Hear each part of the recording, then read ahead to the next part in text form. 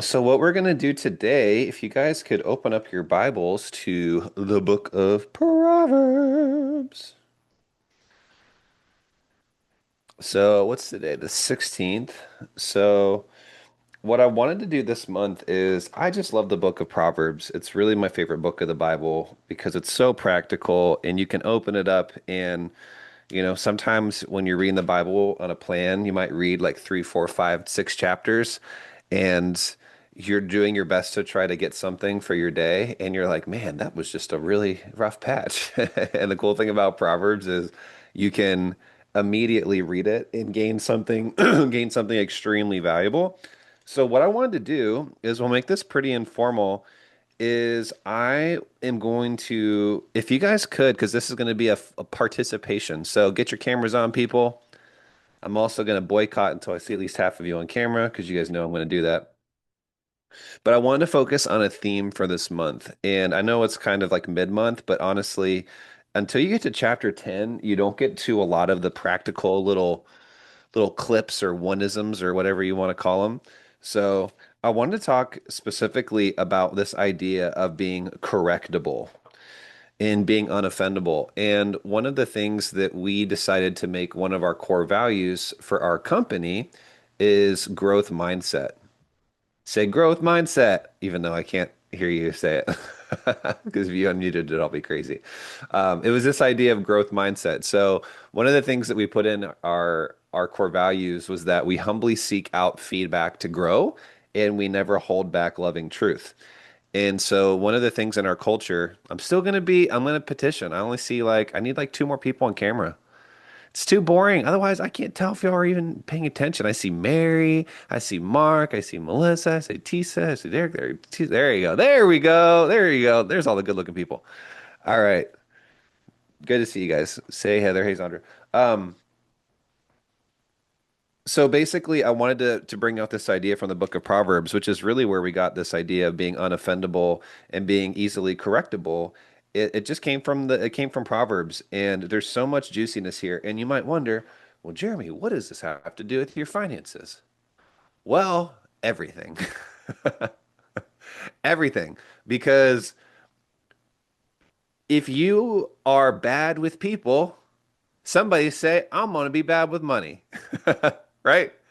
If you can't get along well with people, it's going to be extremely difficult for you to for money to get along well with you, right? Because if you're the type of person that when people bring you just ideas, instruction, correction, rebuke, reproof, whatever word you want to call it, discipline. And the first thing you do is you take it personal. The first thing you do is you get offended. The first thing you do is you start trying to justify. The first thing you do is backpedaling, and you just don't take correction well, which we all have weak moments. Let's be real.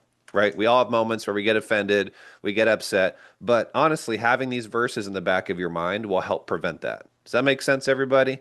Like you got to have that ammunition in the moment. You're like, oop, I don't want to be a fool. I don't want to be that person. Right. But if you're not going back to what I was saying, if you're not good with receiving feedback and correction and things like that, well, people aren't going to bring it to you. And ultimately, if they do, and then you get offended, what's that going to do to your relationship? You're going to alienate the person, right? And so, like, do you really think that if you're an employee, right? How many of you are an employee right now? Raise your hand. Okay, you work for somebody. Okay, praise God. How many of you think that your employer is going to want to promote you, is going to want to reward you, is going to want to give you positions of authority or increase or whatever that might be, leadership, if you are not the type of person that is easily correctable?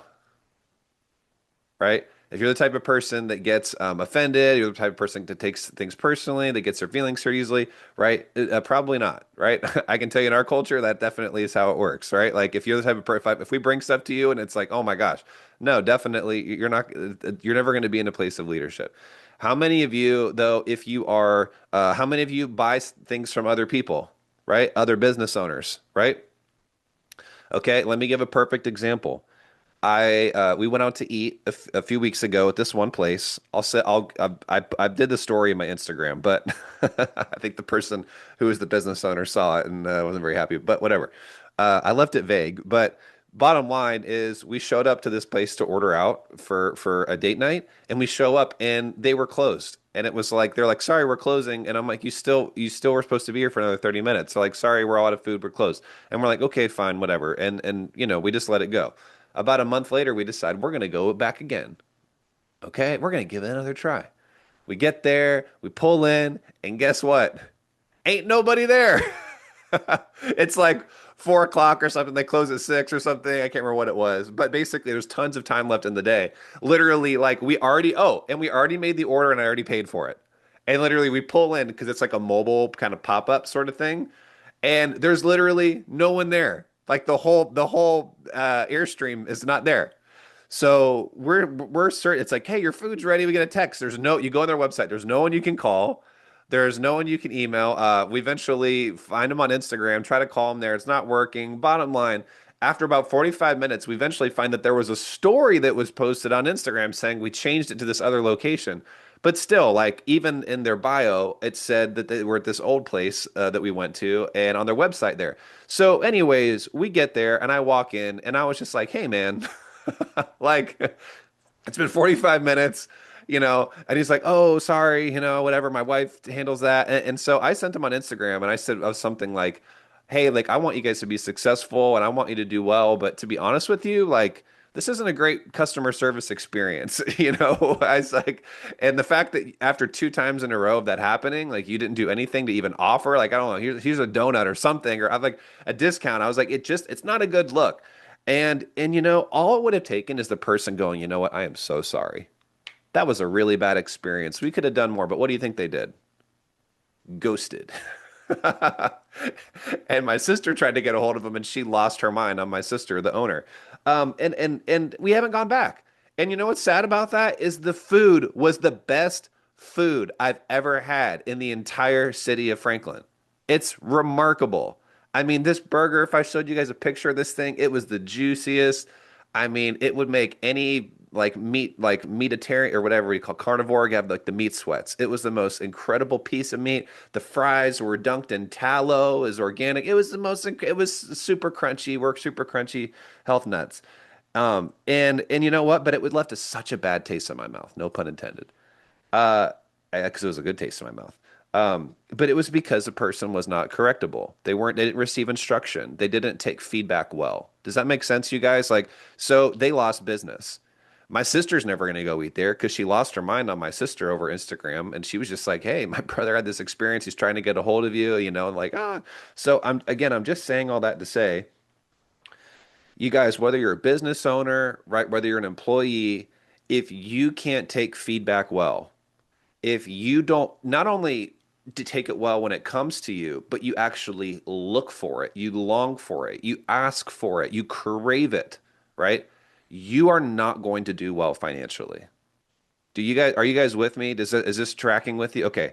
And honestly, the reason I can back this up really well because in Proverbs you have two types of people, right? Someone say two types, right? You got the wise and the righteous, right? You got the diligent and the sluggard.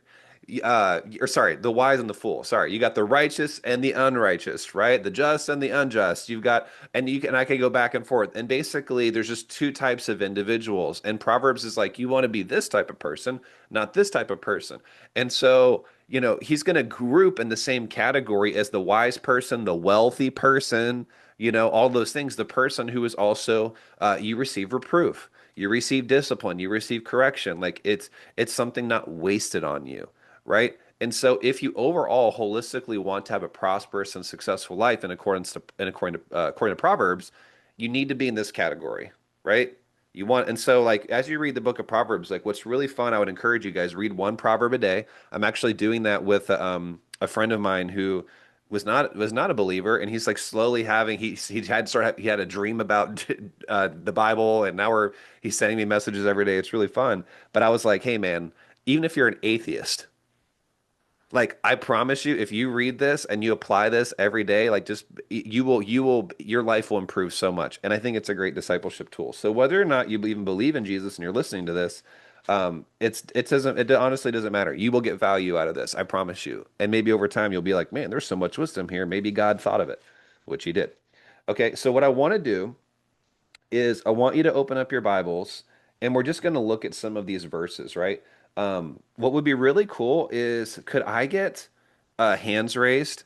Because and I'm going to need a lot of hands raised for this because I just want to do the chapters and the verses up to the day that we are today, or up to the 16th. We're going to start in chapter 9. I'm also reading from the ESV, if you guys don't mind using that translation, just because I haven't checked some of these out in other translations, but that would be really cool. So what I decided to do, and as many hands as I can get up is amazing, because right now I need more hands than that. Would be awesome. And then I'll call on you, and if you guys could just read it out loud, that would be cool. Otherwise, I'll read it out loud, and that's not as much fun for me. I want this to be interactive. So what I did is, and I would encourage you guys to do, I like to pick a little symbol or a letter and just something to kind of like put next to the verse. And so like every time you read something in Proverbs around money, guess what you can put next to it? A little dollar sign, right? So it's just fun. So for me, what I chose to do around the topic of reproof, correction, rebuke, instruction, just the idea, all right, of receiving something like that, like some kind of word like that, I just put a little R, right? So you can do whatever you want. That's just for me. So because I like to have that, and then this way, if you're ever wanting to just like scroll through, you can do that. Anything that has to do with communication, right? Verbal, any speech.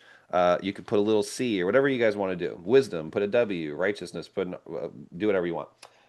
So I'll go in order and I'll start with Heather. And then if more of you guys can raise your hands, please don't make me beg. That'd be great. Heather, if you want to start us off with chapter 9, verse 7 through 9, that'd be cool.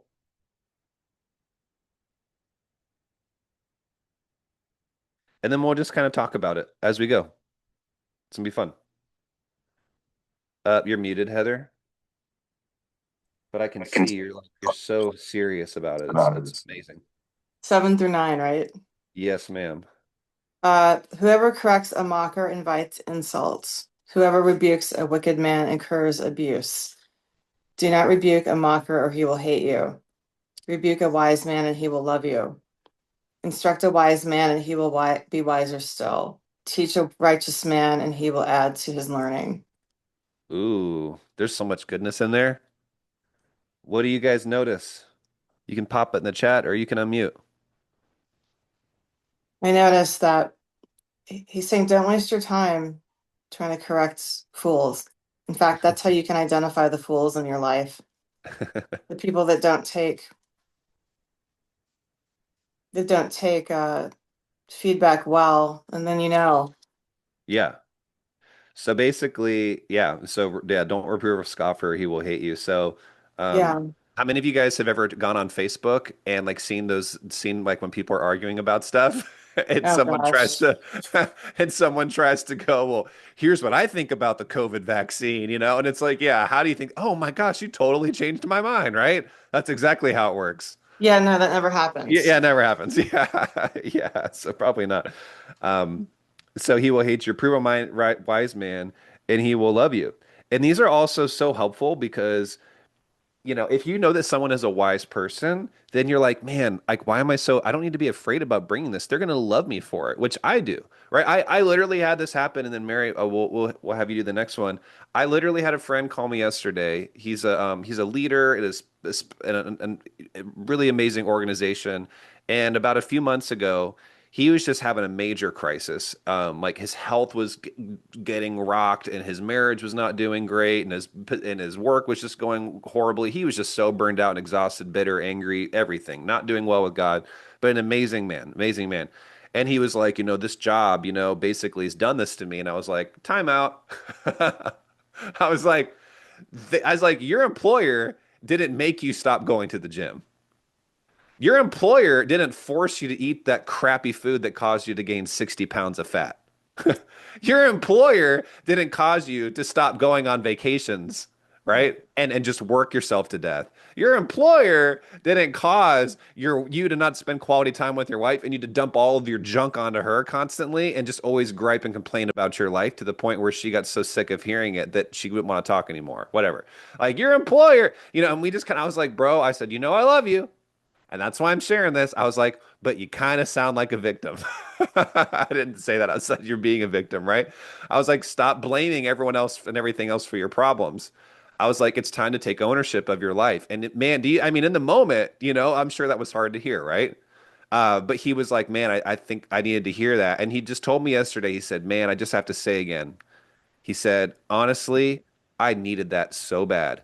And guess what, guys? He's been in the gym now for weeks and weeks and weeks. He's happier than he's ever been. His marriage is doing better. He's doing better at work. His walk with God is better. And he said, man, I needed that. He said, here's what he said. He said, almost no one will speak to me like that. He's like, but you did, and I needed to hear that word. And something I would encourage all of you guys to challenge me on, okay, is to be a person of candor. Be known as the person that will always speak the truth in love. And you know what I found? Because I grew up in a household where I was very afraid to speak up because I was afraid of the backlash, right, and the anger and that kind of thing. So it took me a long time to test this. But I decided the last few years, I said, you know what? I'm just going to say the thing. And I'm going to say it as lovingly as I can. I'm going to be known as that type of person. And I'm just going to test this and just see how many people never want to talk to me again, versus people that thank me. And guess what? I started finding out every person that I brought this to, right? And there's a way to do it in a way where you don't have to be overly heavy-handed. You can be like, "Hey, Mary, I just want you to know that I see you as such a committed woman, and I have so much respect for you, and so I'm just a little confused because honestly, like when I saw you do this one thing, like it didn't seem to line up with how I view you and the real version of you that I see that's really committed. So, what do you think's going on? Because it seemed like you were kind of checked out yesterday. Now you see how that's a lot easier to hear versus, hey, Mary, you're not a very committed person, are you? Right? It's like, oh, ouch. Now, hopefully she's humble enough to receive that, but we don't have to be quite that offensive if we don't have to, right? But you know what? Like I decided to start making this my goal. I'm going to talk to every person and just if I see something, I'm going to say something. And guess what started happening? One after one after one after one. Thank you. Thank you. Thank you. Thank you. And these were from the people that I was legitimately, a lot of them scared to talk to, right? Very abrasive, dominant, high D personalities, a lot of these people. And they just kept thanking me. So, anything else you guys want to you see though in verse 7 and 9, and then Mary, I'll give you the next one, which is by the way, it is verse or chapter 11, verse 15. So you can pull up to that one. But anything else you guys want to point out from this one? Let me see what else you guys put in here. Um, anything else? Again, give instruction to a wise man, he will be wiser. Right? Teach a righteous man, he will increase in learning. Are you guys seeing again how there's this idea of like he just groups, there's one type of person, right? You're a wise slash righteous slash, correctable, instructable person. You get what he was saying? Like he doesn't even see there's like a split. Like, oh, you can be wise but easily offendable. Oh, you can be righteous but you can't take correction well. Right? No, it's like you are either one or the other. So anyway, so Jeremy, are we yeah. allowed to speak or not Yeah, yet? yeah, yeah, yeah. I just like, yeah, I want you guys to speak up. Yeah, I just wanted to say, and I typed it in the chat. Literally, when I came in, what you were speaking on is confirmation for me because I was in a service yesterday, a church. I visited a church yesterday, Uh-huh. and not looking for things, but I saw certain things that could be done in a different way that might be more effective. Uh-huh. And I'm friends with them. Like we're not, it's Yeah, not yeah. just yeah. But I was scared. I had that fear, like, should I really say anything to this about? Even though they were asking, they literally were doing a survey, asking people in the congregation. I'm not a member there, right? But I am their Yeah, friend. yeah. And they were asking for feedback. Hey, how are we doing? Do you see anything that could make us better? Blah, blah, blah, blah, blah. And I'm sitting there going, wow, I don't want them not to speak to me anymore. Like if I really tell them the Yeah. truth about Mhm. some of the things I'm seeing, I don't want them like not to be friends with me. I don't want them to blacklist me or anything like that. Like even Yeah, though yeah. we're friends, but when you start speaking truth, even if you speak it in what you think is a palatable way, sometimes it's like if they don't want to hear it, they don't want to hear it. But you just because I wrestled with this all night actually. I Yeah. came home and I was like, Lord, I really need to say this to them, but I'm afraid. So you just gave me, you Yep. said, and I think I'm going to write these words down. you challenged us to be a person of candor, right? Yeah.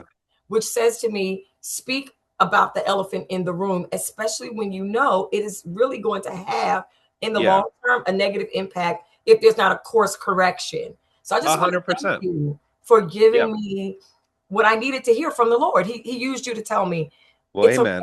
Say what you need to say, because they're going to be blessed in the end.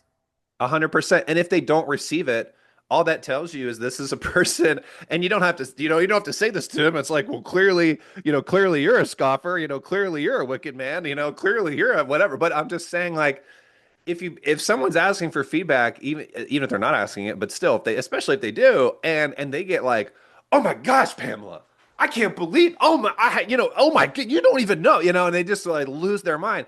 It's like all that does is that tells you something about the person. You're like, you know what, mate, I'm gonna love you, I'll pray for you, but I don't think I'm gonna be your best buddy, or I don't think I'm gonna be, I don't think I'm gonna be doing business with you. I don't think I'm gonna be, it just shows you who do you want to surround yourself with. So, yeah, and to your point, like it's just this idea of if you love someone enough where CJ Mahaney is a pastor. I read a book called Humility once, but he just talks about this idea of like you're sitting down with a friend at breakfast out at Starbucks, whatever, and they have a bagel with cream cheese, and they get up and you can see as they're walking away that they've still got cream cheese on their face, like oh, but I don't want to embarrass them, I don't want to, so you don't say anything, at the end of the day they call you like, oh my gosh, Pamela. I just saw that I had still had cream cheese from our meeting. Did you see that? And you're like, well, yeah, but I just didn't want to say something. It's like, do you think they're gonna love you more, or maybe be a little bit more angry with you, right?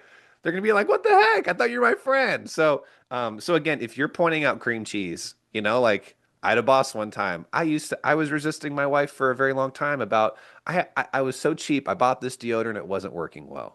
Let's just say that, right? It wasn't working well. And this is when I had to go into an office, right? So she was just like, babe, I'm sorry, but I mean, you just stink. I mean, it doesn't, I mean, you really stink and it's not working. And I'm like, I know, but let me just finish through the stick.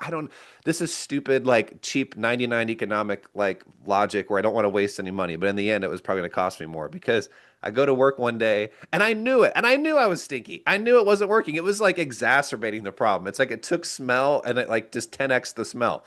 And it was just weird. It's like it amplified it. And my boss calls me into her office one day and she's like, there's been reports, right, about a certain body odor, right? And it was so uncomfortable for her. And I'm like laughing, I think after in the end of it. But yeah, like, but it was me. Like I was stinky and other people were saying something. So again, like if she hadn't said something, what would have happened? Eventually, I just would have been like the butt end of every office joke. And then I definitely never would have gotten promoted, which I didn't in the end anyway. I left there. But it's just the point being like it's like, yeah, you go to the church and you're like, yeah, like everyone on the welcome team, that opens the door. It's like no one's like showered in 5 weeks. It's like maybe like encourage them to, give them a little spray or something. Anyways, Mary, so that's you want to hit us with the next one? I think what we said, 11 or no, 12, or was it 12? 12, 15? Sorry. It's a way of a fool, that one. Do you see it? So are we still on chapter 9 or chapter So 11, sorry. please? So we did chapter 9. Those were the three verses that I caught. If you guys catch other ones, let me know. But those were the few that I felt were relevant for that. The next one that I saw along the theme was in, I think I might have said 11:15. Sorry, it was 12:15. So chapter 11, verses 12 through 15. Sorry, chapter 12, verse 15. It's early for all of us, okay? So it's okay. I probably said it wrong 10 times. 12:15. All right, chapter 12, right? Yes, you got it. And verses, say it again, 15. Just verse 15. 15. Okay. All right, and I'm reading from NIV. Oh, that's fine. So It the should be. way of a fool seems right to him, but a wise man listens to advice. Yes. Yes. So advice, correction, that's kind of like borderline, but just this idea of like if someone's giving you advice, at least listen to it, and if there's wisdom in it, take it, take it. Um, Thank you, Mary. I'm gonna just read the next ones for the sake of time because we're running a little bit late. Um, but thank you, Mary, for that. That's awesome. So the next one that I noticed was chapter 13:1. This is great if you have kids, so you feel free to whip this one out in a moment of disobedience. A wise son hears his father's instruction, but a scoffer does not listen to rebuke, right? So again, even whether you're a son or not, this idea of like listen to rebuke. If someone, especially if it's coming from a place of wisdom, like act, don't just listen to it as in like for your ears, but actually take action on it. Another one that was similar is in chapter 13:10, where it says, "By insolence comes nothing but strife, but with those who take advice is wisdom." So just this idea again of taking advice. Um, and again, guys, this doesn't mean that, again, you got to weigh every word, right? There's people that give words sometimes, and it's like, and you pray and you get other counsel, and you're like, that was just really bad advice. You don't have to like, as an act on every single suggestion that someone gives you, but this idea of like, you are like, in terms of getting people to give you feedback, you're a green light. You're always like, thank you for that. I appreciate that. Feel free to give me more. Like, I never hesitate to do that. That's some of the things we tell everyone who works here, by the way, like from day one, it's like from day one, you have a voice. We want to hear what you have to say. Please don't hold back.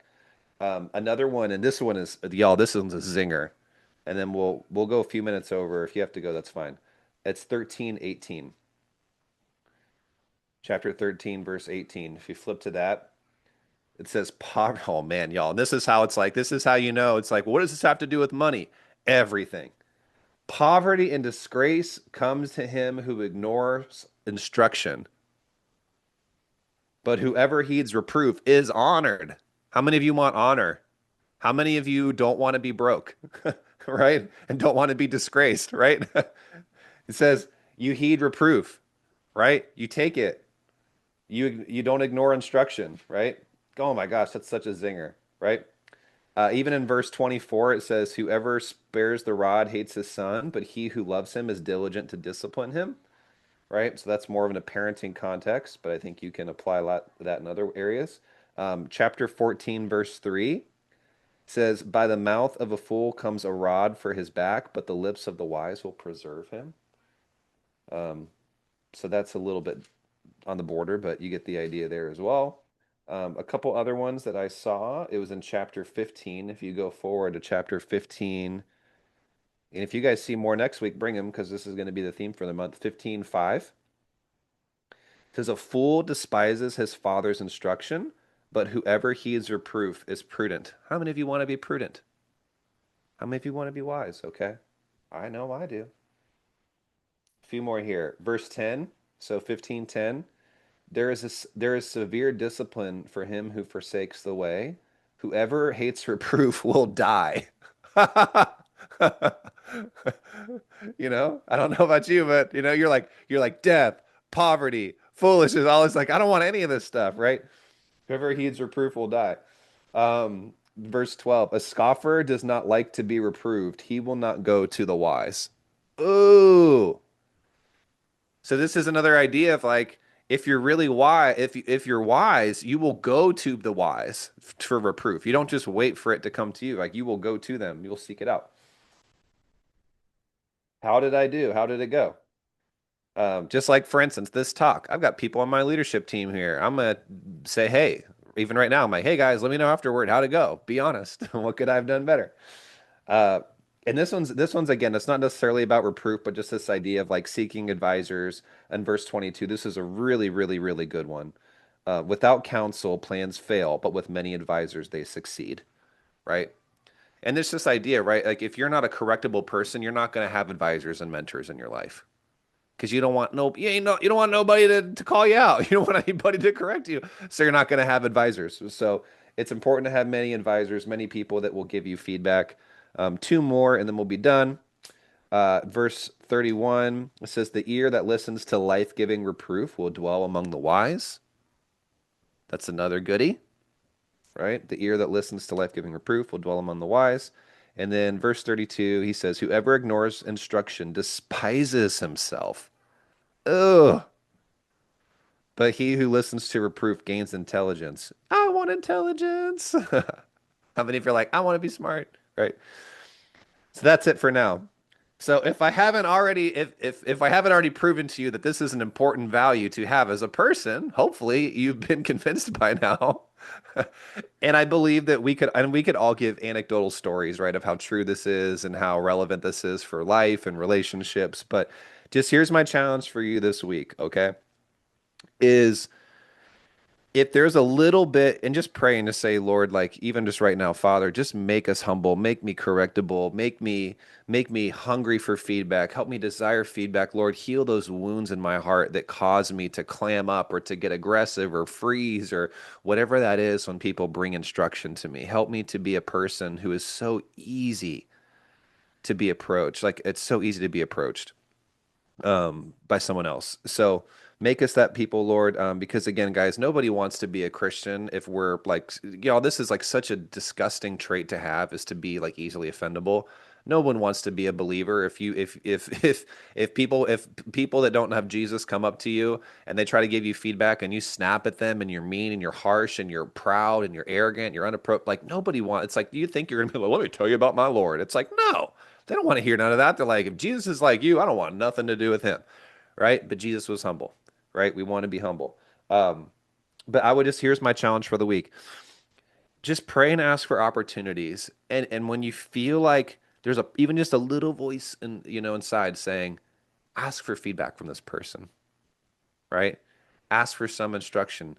Maybe even do a little survey. I have one that I still need to publish that I did, where I sent it out to like a few couple dozen people, and I got like some really good feedback. And I just was like, "Hey, audit my entire life," and I'm planning to publish it publicly so everyone can see those things. But um, ask for that, And then on the flip side, like if there's someone in your life where I've like even on my team, like they'll bring me stuff all the time. Like they had some even last week we're doing a new ad and they're like, "Hey, like maybe I would do this one a little bit different." It doesn't always feel good to hear it in the moment, but I was like, "Yeah, there's some wisdom in that."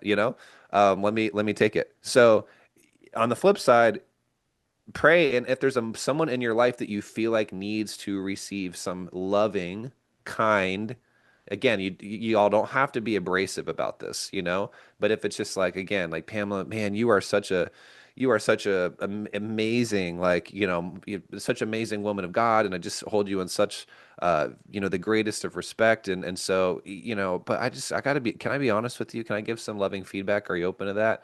It's like, yeah, like, yesterday when you said that thing, I know you didn't mean it like this, assume the best. I'm sure you didn't think that it was going to come across this way, but I could tell it seemed like it hurt so and so's feelings. Like, I think you should talk to them and see if maybe that might have offended them. And it's like, oh, thank you so much, right? So if there's someone in your life that you feel like needs to have a word like that, right? And the last thing I'll say on this is my friend Kevin taught me this something, and it was a really helpful paradigm for my life, is he said, um, view things like if you see something in someone else's life and you're not sure if it's sin, you're not sure if it's a character flaw, you're not sure if, that there was ill intention or whatever, you're just not sure, but you think there could be something there. You're just not sure. He's like, it could be a floating ice cube or a tip of an iceberg, right? So picture you're in a boat, you're like rowing up to this thing, you're like, I want to inspect this thing in Trina's life. I want to go check this out. I'm not sure, but I just want to double check, right? And you row up to the thing and you reach your hand in the water and you pull and you're like, oh, this is the floating ice cube. It was nothing. Like again, for instance, going back to that conversation I had, it's like, hey, it seemed like maybe this person might have gotten their feelings hurt. And Pamela goes over to the person and it's like, hey, when I said that yesterday, I didn't mean to imply that you're this or that. I was just trying to help. And oh no, I didn't take it like that at all. I actually really appreciated what you said. I'm sorry. I just had a stomach ache. I must have looked like I was upset. Oh, okay. So there's nothing. Are you sure? Oh yeah, no, I'm good. I'm fine. We're good. We're solid. Okay, great. Floating ice cube, right? But it could have also been the tip of an iceberg. You row over, hey, Pamela, hey, I just want to. And she goes to the person and she's like, yeah, honestly, that really did hurt my feelings. And that's not the first time. And I'm noticing you're doing it to other people too. And other people are starting to talk about it. And I just love you. And it's like, oh my gosh, I had no idea. I needed to hear that, right? So just, sorry, Pamela, you're just, you're getting, you're the example for the day. I'm sure none of these things are true, but again, just treat it like that, right? Maybe this is a tip of an iceberg. Maybe this is a floating ice cube, and just don't be afraid to just say, hey, this could be absolutely nothing, but I just want to check in. I just want to double check, right? Anyways, hopefully this has been beneficial for you guys. I love practical stuff from the word. It's like to me, this is like really practical stuff. Again, like you could be an atheist and hear this, and your life is going to improve. So, learn it, study it, share it, live it. Come next week with some testimonies. If you guys have, if you can, if you have a testimony of the week, write it down, remember it. I'd love to hear you share it next week. And thanks for hanging out with us a little bit later today, guys. Have fun. See ya.